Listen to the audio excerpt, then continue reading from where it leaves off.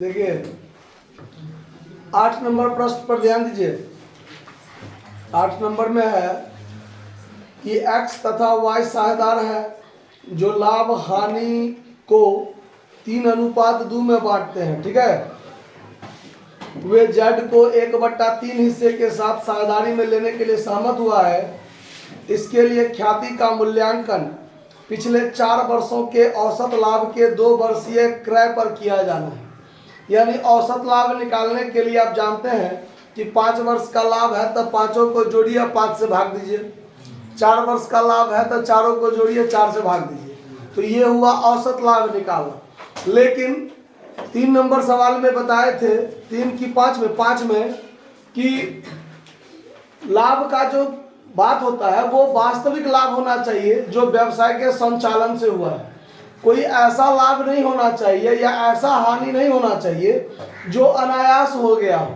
ठीक है, जो आकस्मिक हो गया हो, जो असामान्य रूप से हो गया हो।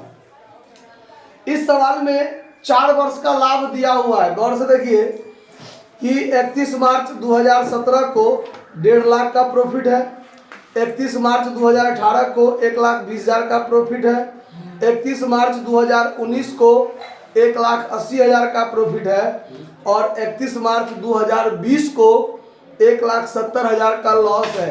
यानी चौथे वर्ष में लॉस हुआ है ना।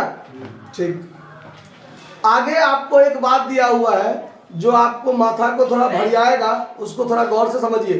बहुत बारीकी बात है, समझना पड़ेगा कि 1 अप्रैल 2019 को 50,000 की लागत का एक मोटर बाइक क्रय की जिसे यात्रा व्यय खाते में डेबिट कर दिया गया।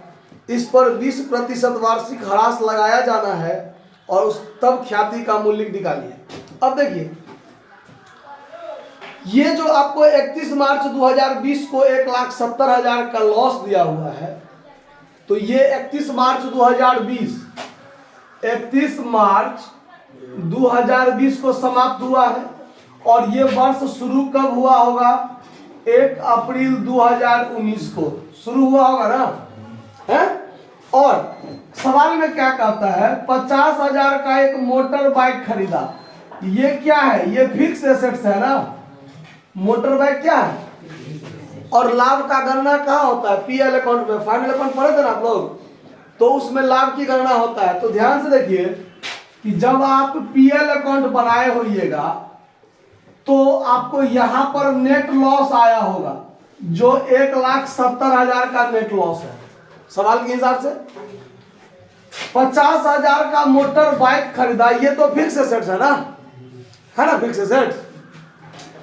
यहां पर डेबिट में मोटर बाइक जो हमने खरीदा था, मोटर बाइक, ये भी 50,000 हमने इधर लगा दिया डेबिट में। क्योंकि पीएल अकाउंट के डेबिट में खर्चा ज्यादा होगा तब ना लॉस होगा। गलती हो गया, लॉस इधर नहीं इधर होगा ना। क्रेडिट साइड में ना लॉस होगा। By net loss 1,70,000 net loss इधर होगा और खर्चा मोटर बाइक वाला 50,000 हमने ट्रैवलिंग एक्सपेंस करके पीएल के डीआर में लिख दिया।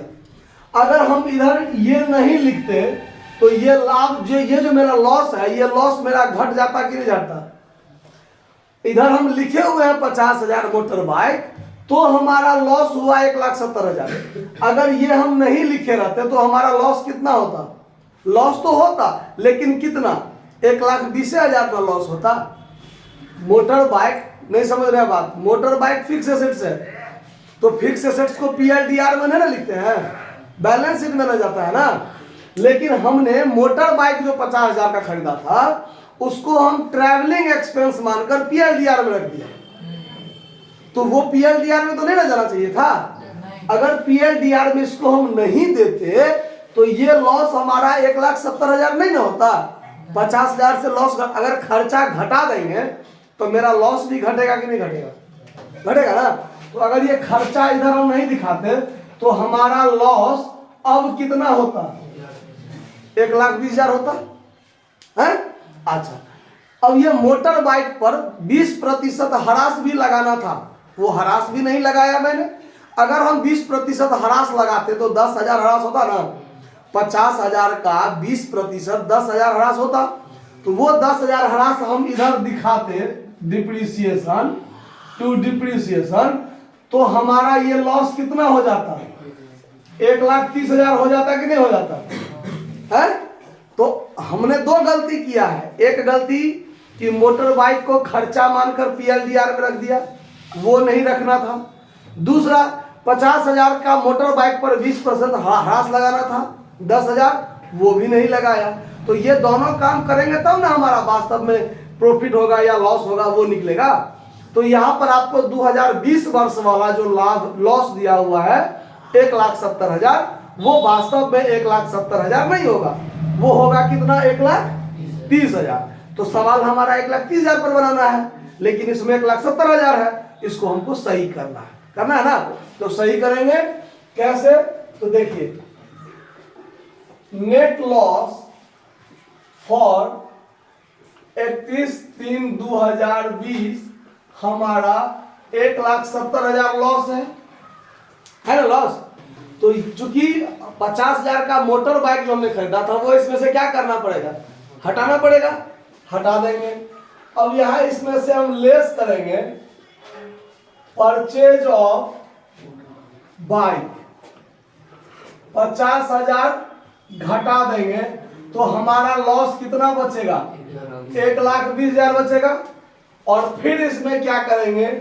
ऐड करेंगे डिप्रिसिएशन ऑन मोटर बाइक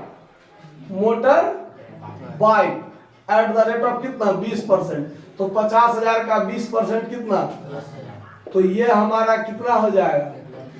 यानी हमारा जो नेट लॉस होगा, नेट लॉस फॉर 31/3/2020, वो वास्तव में कितना होगा? 1,30,000 होगा। ये हमारा लॉस है, याद रखना है। क्या है? लॉस है। अब यहाँ पर ध्यान दीजिए, इस सब का तो अब जरूरत नहीं है हमको। अब हमको निकालना क्या है? Average profit. तो एवरेज प्रॉफिट बराबर होगा टोटल प्रॉफिट बट्टा में नंबर ऑफ ईयर्स, होगा ना। तो अब देखिए, तो शुरुआत में 3 वर्ष में 1,50,000 का प्रॉफिट है, 1,20,000 का प्रॉफिट है, 1,80,000 है, 1,80,000 का प्रॉफिट है, और चौथे वर्ष में 1,30,000 लॉस है। क्या है? अब इसमें भाग देंगे कितना से? 4 से।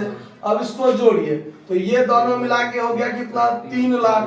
3 लाख इसका एडजस्टमेंट होगा तो 20,000, यानी 3,20,000 बट्टा में 4,20,000 होगा।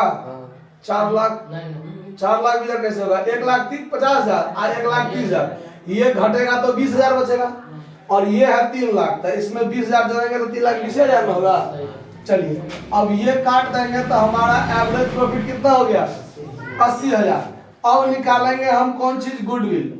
तो गुडविल बराबर क्या हो जाएगा? एवरेज प्रॉफिट गुने नंबर ऑफ ईयर्स परचेज, होगा ना, ईयर्स परचेज। तो आपका एवरेज प्रॉफिट निकला है 80,000, और कितने वर्षों के क्रय के आधार पर था? सवाल में दिया हुआ 2 वर्षीय क्रय। तो इसमें 2 से गुना कर दीजिए, 1,60,000 आपका क्या निकल जाएगा? गुडविल निकल जाएगा। कहीं कोई दिक्कत है समझने में? ये चीज क्लियर हुआ ना कि हमारा 1,70,000 लॉस है, लेकिन वो होना नहीं चाहिए था, क्योंकि 50,000 का जो मोटर बाइक मैंने खरीदा वो खर्चा तो नहीं है ना, वो संपत्ति है ना। तो हमारा, अब मान लीजिए संपत्ति को खर्चा मानकर लिख दिए तो हमारा लॉस बढ़ गया। अगर उसको हम खर्च नहीं मानेंगे तो हमारा लॉस क्या होगा? घटेगा। तो हमारा लॉस 1,20,000 होगा। वो 50,000 मैंने क्या किया? हटा दिया, और उस 50,000 पर 20% ह्रास भी लगाना था।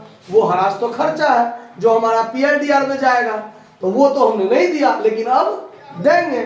तो वो 10,000 हमारा और खर्चा होगा, और 1,20,000 लॉस था ही, 10,000 और खर्चा होगा, तो हमारा लॉस 1,30,000 हो जाएगा, और तब सवाल बनेगा 1,30,000 लॉस पर। क्लियर बात? इसको नोट कर लीजिए। धन्यवाद।